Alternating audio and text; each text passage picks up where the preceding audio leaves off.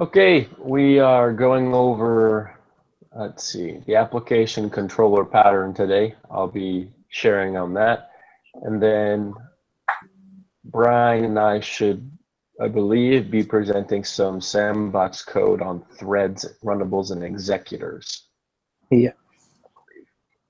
Awesome. First off, did Brother Larson reply to you guys or review your Sandbox code? Yeah, he did. Yeah, he did for me as well. Did or not? He did. Yes. Okay, that's good. Yeah, he did he give you guys any suggestions? Let me find it. No or yes? Yes, I'm just trying to find it. Okay. Let's see.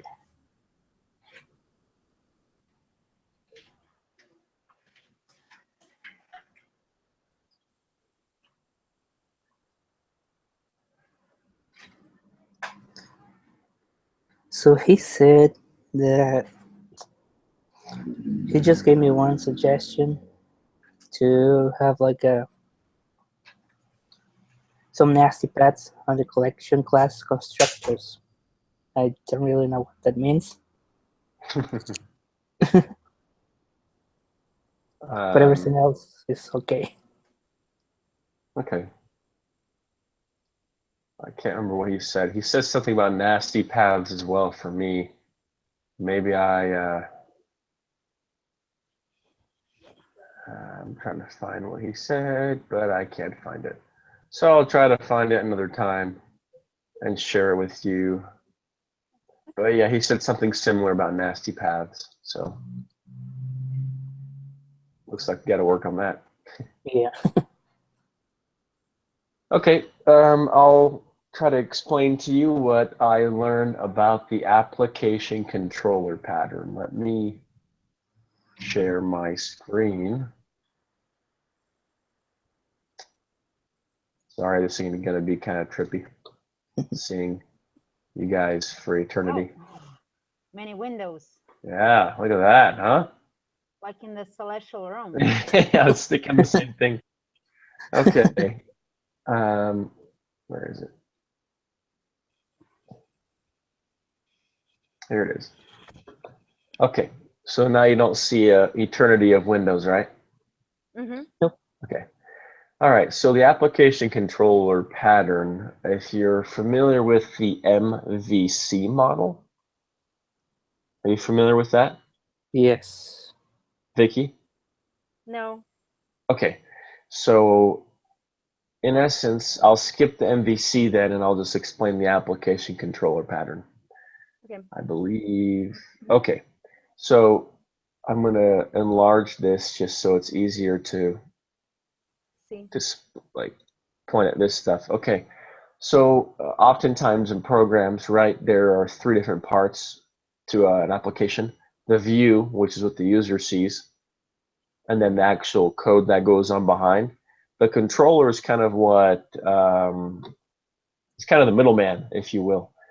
The controller, the application controller goes through and says, okay, if the user clicks on this window, clicks a certain button, the controller receives the input, and let's say that button is to query a database, then it calls the appropriate function in the model.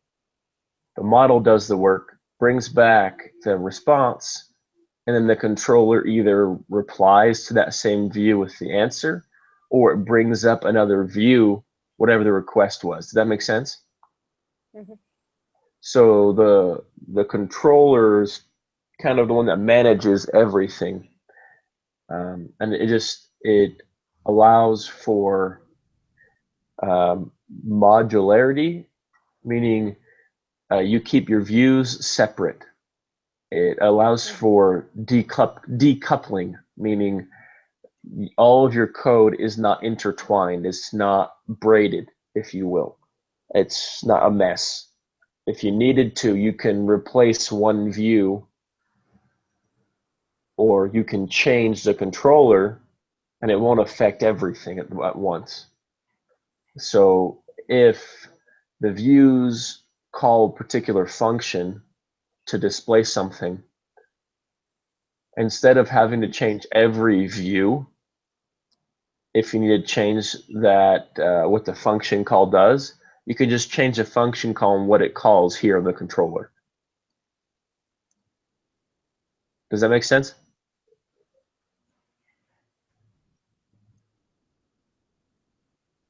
No?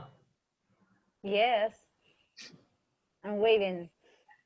Oh, okay. Brian, Yes. make sense? Yeah. Okay, was I breaking up? No, No. it's Okay. just fine. Perfect. Okay, so that's what I got from the application controller pattern. It's not something super complicated, I guess. It's all about organization and just making sure that your code is organized properly to enable efficiency and organization. There are a couple of videos you may want to look into watching. This one here is okay. There's an Indian guy. He's the one that talks about the application controller pattern. He's kind of hard to understand. So They are smart. feel free to research that by watching those kinds of videos. Or Martin Fowler, he talks about the application controller pattern as well. I learned more from watching the videos than I did reading about the application controller pattern. For me, it helps to see examples and to see how it's used. Yeah. So any questions? Anything I can elaborate on? I don't have a code example yet. It'll take me a bit to put one together if I need a view. So Yes. Thank you for the explanation. Yeah, I read about it, but I wasn't sure how to write a code for that one. yeah. So I think just to give an example of kind of maybe a form of a controller pattern is, so this Can you is zoom a out a little bit? zoom in? Sure. Zoom. Hold on a second. Which one is this?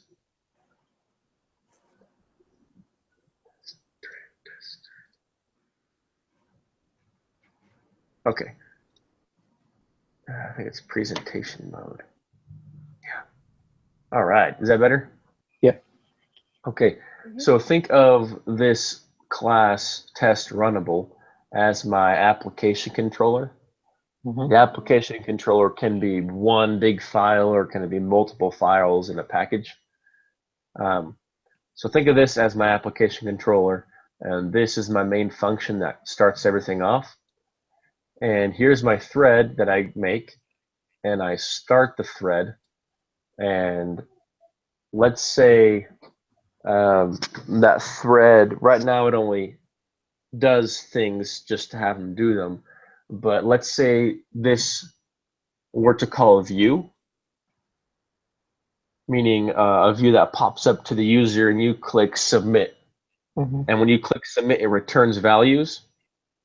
I would then call another function if that, so if value Boolean is true, then call this function, and then I could submit that data to the database.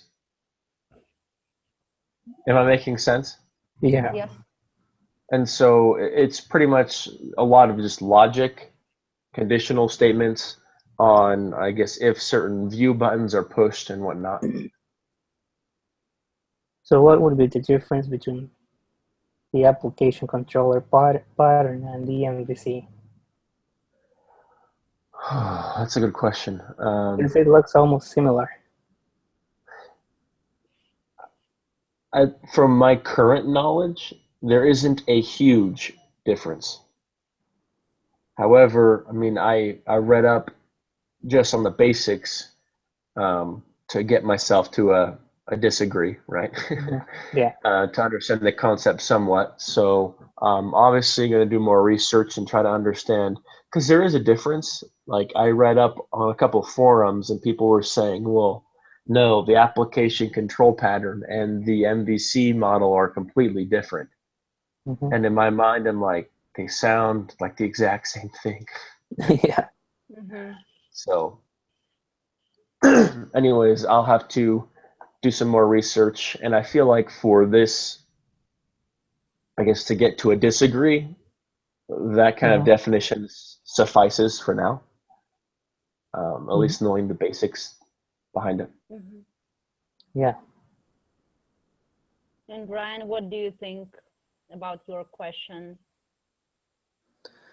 Well, the thing is that I was using a different computer when I took the class, so I don't have any of that code with me now.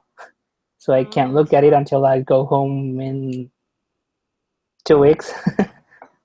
So I have to just read it again and do it again.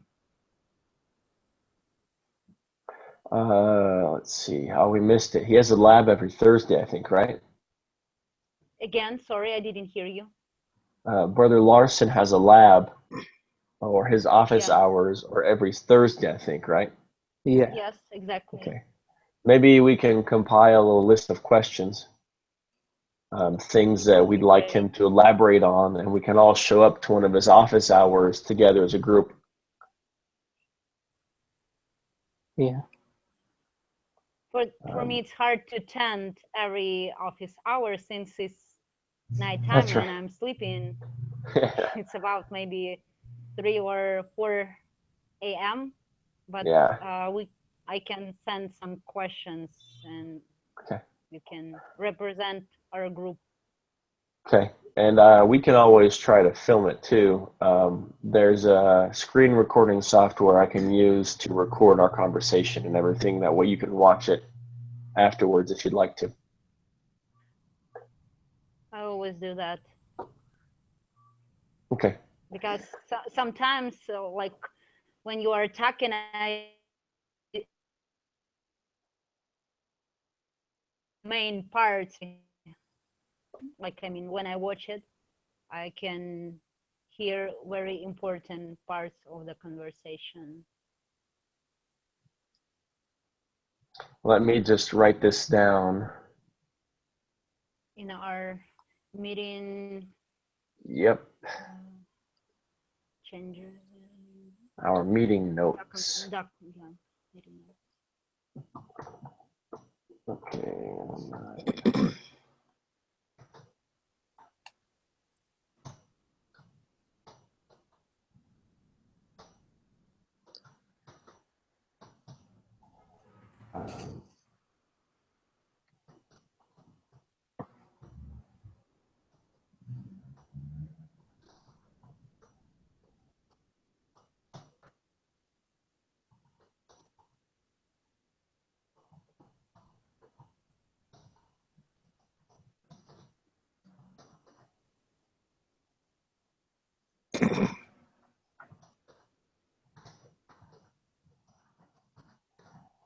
Okay.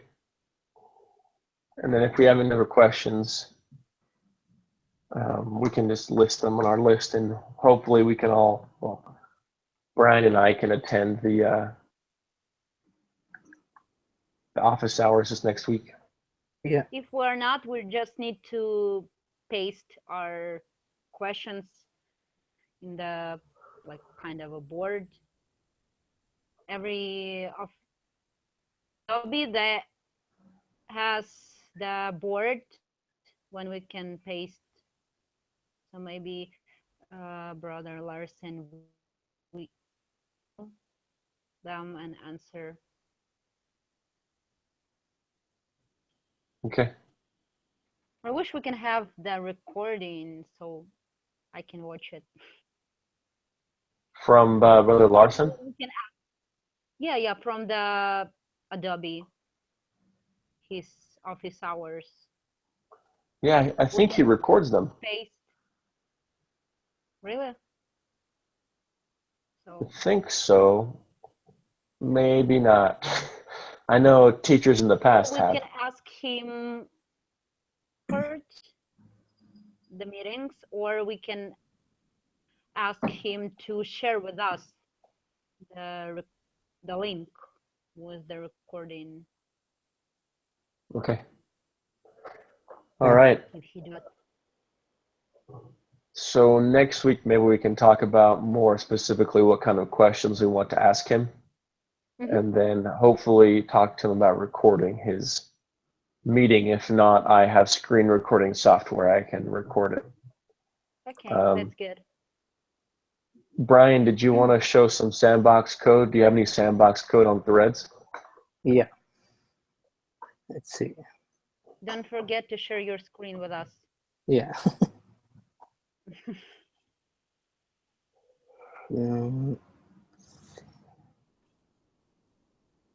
Do you see that?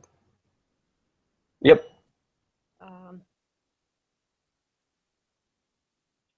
Yes. So this is my thread. Okay. So I created two different things. So I decided to do an object and two strings for this one. So in my public run, I have something. So I have a keyword. It's synchronized. So this keyword, so I wrote what this is. It causes an executing thread to block while it waits for a lock associated with an object. Or in this case, it will be the string because I don't have an object. So, for example, I have two different threads down here. So this one, the first one. So since I'm passing one, that's the name of the first string. So this is accessing, this thread accesses that first string.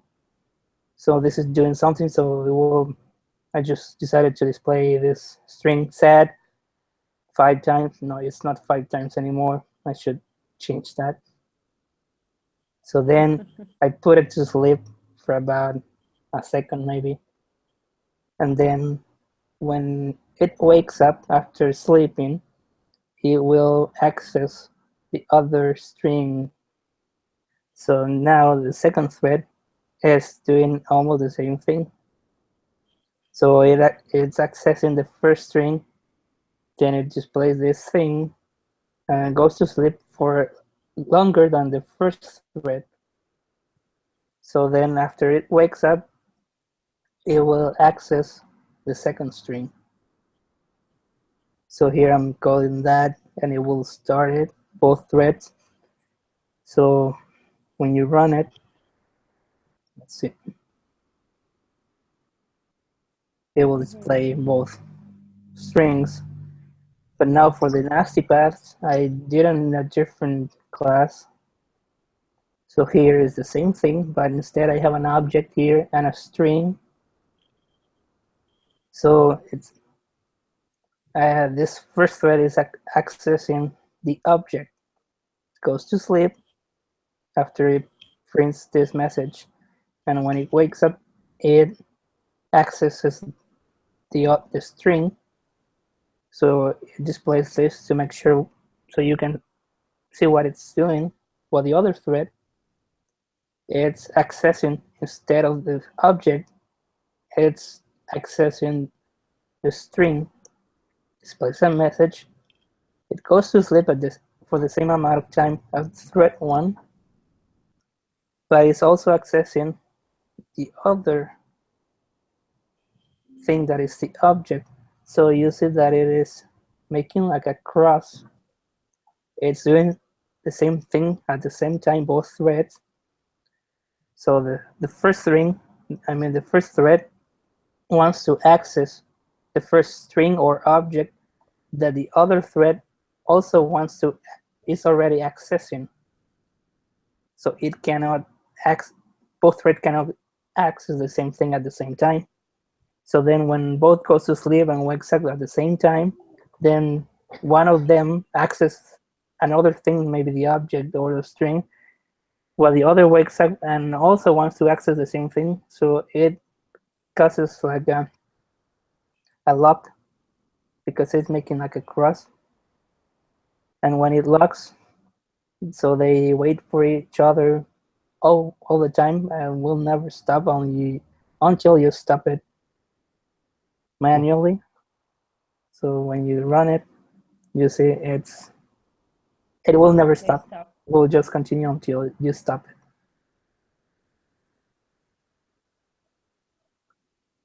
So my runnable don't have anything for this one, but I'm using that in my executors. So I just wanted to display the ID of one thread and have a counter and then put it to sleep, but you will see that in my executor. So I create an executor and then a runnable. And then when I execute my executor, I pass my runnable, that is this one. So you will see what my runnable does. So here I have another runnable and execute the other one. So this is what it's doing. It's calling my runnable to run it, but you see here the IDs changes. So I have 3132 and 132. But if you run it again,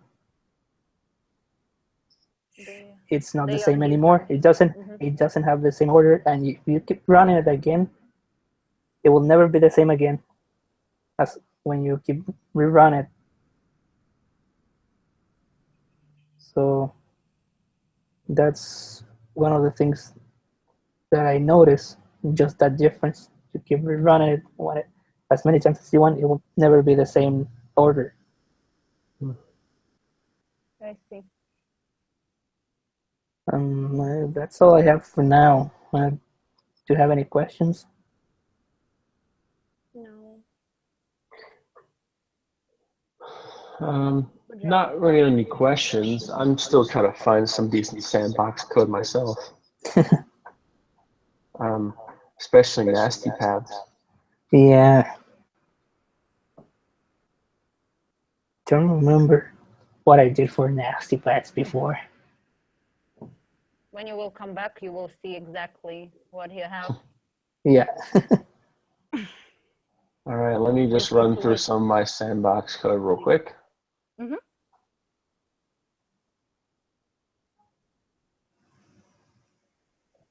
All right. I'll start with this. Oh, why is my thread up?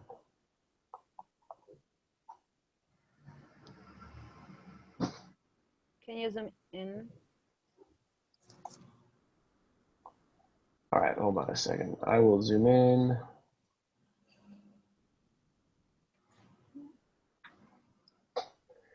Okay, so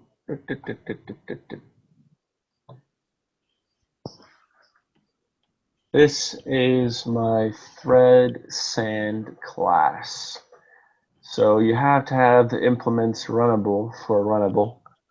When it's a thread, you do extends thread.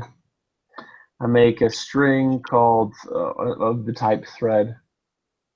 Sorry. I make a thread object by the name of T and then a string by the name of thread name.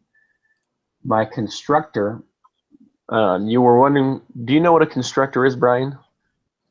Yeah, so that's like the main, or like when you build a house, you have like all the material that you need to construct that building. So it's the same thing. You need to have like all the tools or whatever you're using to run your code or do whatever you want to do. It's like a started, like something like that, like a starter. Yeah, pretty much. When you make, so for instance, where is my, how do I change what I want to see? All right, sorry, I got to exit this view. I don't know how to move over to the other one. when I go here, I have a thread sand object that I'm making from. Can you zoom in? Sorry. Let me see if I can zoom in. It's pretty small.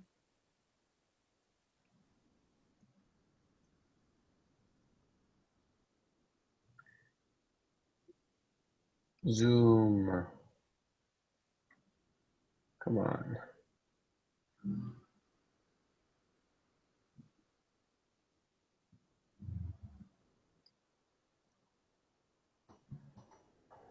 All right, let me just enter this view then here because I don't know how to zoom in. All right, so I have my thread sand class. I'm creating an instance of it, R1, runnable 1, and I pass in, oftentimes you'll see this, right? Yeah. This parentheses.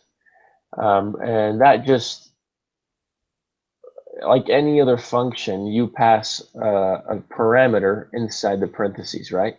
Mm-hmm. So let's go to this side now. So when I call that thread sand, I'm passing in that string right here. Yeah. And then I can assign variables. So when you create a new object like that from a class, you can pass in variables that you want to instantiate then and there. Mm-hmm. So if I were to do thread sand and not pass anything in, I would then need to go do like R1 dot thread name equals whatever I want to name it, right? Mm-hmm. However, here I can just pass in the name when I create it in the parentheses, and then assign the name off the bat. So a constructor is like a default function that's called when it's created, and you can pass in anything you want. Obviously, it's part of the class into that constructor to have that initialized when you create the object. Does that make sense? Yeah. Okay. Anyways, so this is my thread implements runnable. I have a run function. Pretty much what I'm doing is I'm just printing what's going to be running at what time. What's the name of the thread? Is it running? This here prints out. I have a for loop, and this here prints out for every increment thread, whatever the name of it is, and then the number. So it'll start at 4 and go down 4, 3, 2, 1. So you have 4 printed lines at this point here. Yeah. If this doesn't work, then there will be an exception. Hey, thread so and so is interrupted. And then once this is done, the try or the for loop is done, then once it breaks out of this try catch, it'll just say, hey, this thread's done. It's exiting. Yeah. Now, start is usually what you call. So if you notice here, I don't call r1.run, right? I call r1.start.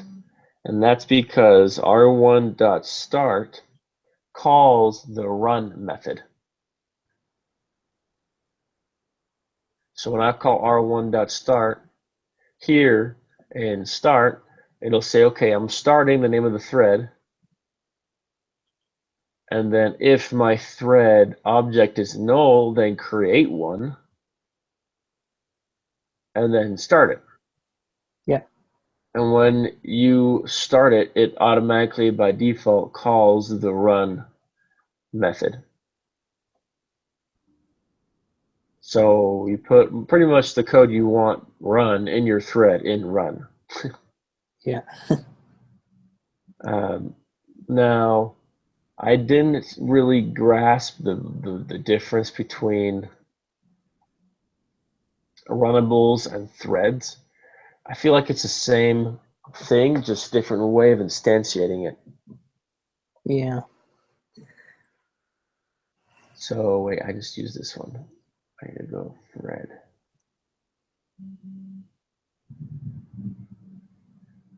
Yeah, there we go. So for instance, here is my main thread, and the same kind of thing, the name of the class, the object, same kind of principle where you start. However, the class, it doesn't implement runnable, it extends the thread. So there are a couple of things that are different, but I still need to research onto really what the big differences are between runnables and threads, and I didn't have the time to go through executors. Okay.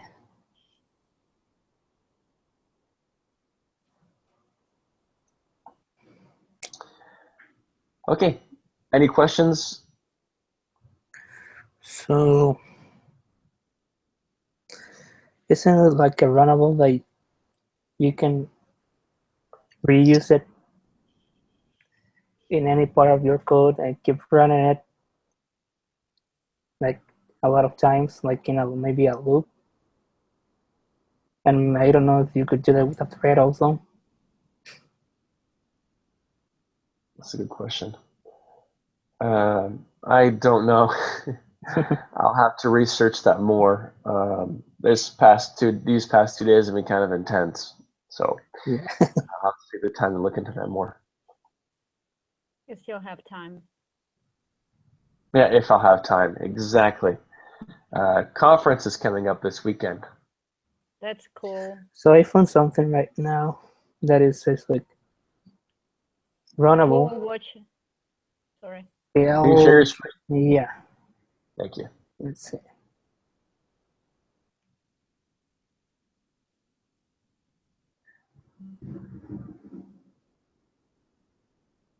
So here, can you read this? Yes.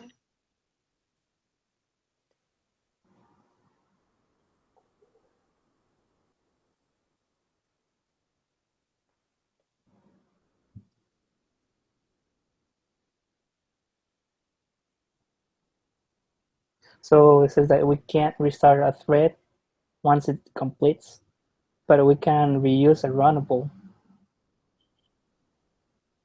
It's an interface.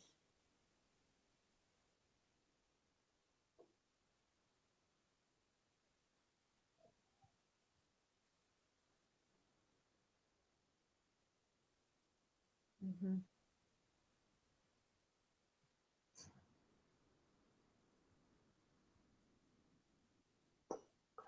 Okay, that makes sense. This article. Yeah.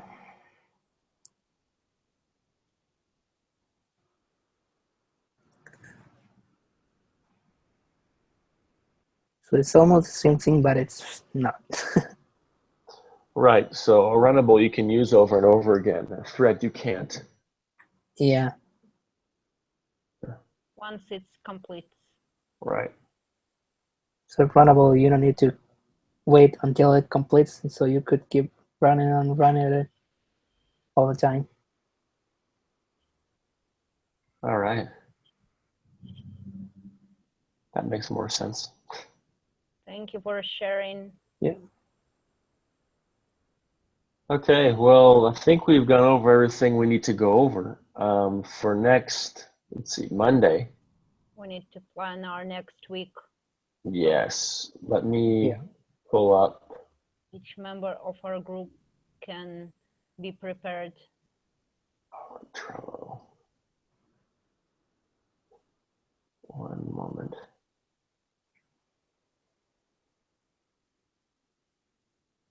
So we have MVC, Java Beans, and Hibernate for the next week. We have Hibernate. Great. Is it good? That's hard. I forgot how to even install it and do the configurations. Yeah, we'll need to definitely work together on that because that hibernates. Yeah, it's difficult. Okay. All right. So we can take another one if you want, guys. It's because we really need it before we do the other ones too. Okay. Yeah, so I guess we'll keep it, but yeah, there's a lot to learn there. So maybe, I mean, Java beans, those aren't hard really. So I mean, it's like give me a classes. second. Yeah. Илюш, я сейчас с классом собираюсь, мы где-то через минут 15 закончим, я тогда тебе перезвоню, окей? Все, пока. Sorry. No problem. I understood it all. So. Good Russian. Okay. So yeah, MVC is, I mean, I guess we can ask the difference between the MVC and the application control pattern, but maybe we can do 2 of these on Monday and then hibernate, spend Wednesday and Friday going over hibernate. Good Yeah. idea. Let's plan Okay. this. Okay. Who wants, okay, first off, I'm going to move these to here so we can, hold on, let's see, we'll add another list real quick. Ending fluency. So maybe Jason and QC Jason, we might be able to do that also. We just need to download his library. Yeah. Yeah. So do we want to skip hibernate then and go with these 3 here? Yeah. Or do Why we? not? Okay. It's So because then, I don't think we'll need to have code for hibernate, servlets, and HTTP or URL connection. We don't need code for that. We just need to know how that works. oh, really? All we need to do is just to do the hibernate configurations, and we just need to change a couple of lines. Okay. Interesting. All right. I'll have to research more. So I added another list here, if you can see that, pending fluency review. Yes. So we won't be moving them into disagree until Friday when we try to do our fluency for next week. Is that correct? Yeah. Yep, exactly. Okay. So these we've gone over. We'll leave it up to each individual to go ahead and do their own sandbox code to finish it up. Yeah. As a group, I think we should just continue with going over the subjects. What do you think? Yeah. Yeah. Okay. So any volunteers for MVC? I could do that. Okay. And what day do you want to present next week? Monday. Can I be on Wednesday? Yeah. Because Friday it's evening for me, and usually I have many stuff to do. Okay. For me. Vicky, do you want Java beans or QC JSON? Let's do Java beans.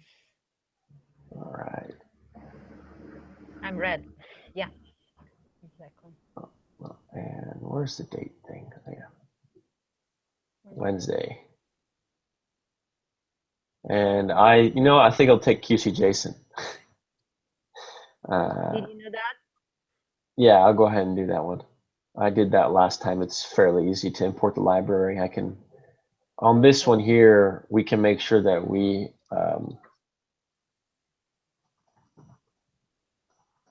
Library. I can just go over importing the library and how to use it all together. It's not super difficult. All right. So how does that sound for next week? I like it. Yeah. Okay. And then do we have notes in the meeting notes for Monday? let's see. So we have a list of questions. And Yeah. Brian will represent the MVC. So Brian present on MVC on Monday. And Greg and Victoria should share the application control pattern.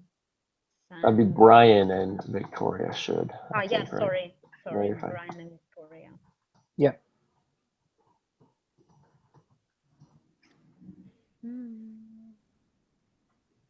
Okay.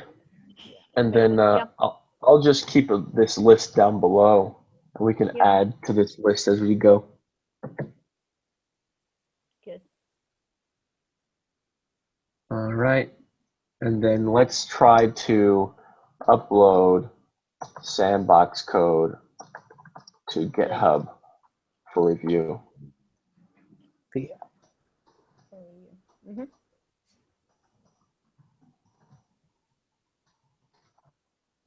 Oh, good? Good. Yeah. Good. Yeah. Okay. Well, this was good. Nice and short, 50 minutes. Yeah, so I have time to eat. Yeah.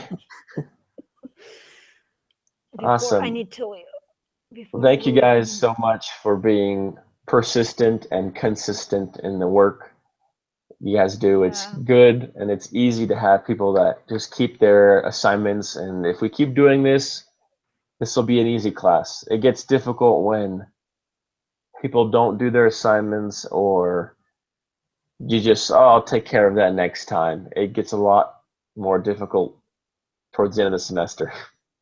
We're a good team. We feel support of each other. Yeah. That's good. And all right. I wish you an amazing weekend with Journal Conference. Yeah, I'm excited for the messages that'll be shared. They'll be great. You'll have to watch it at work. All right, you guys have a good night.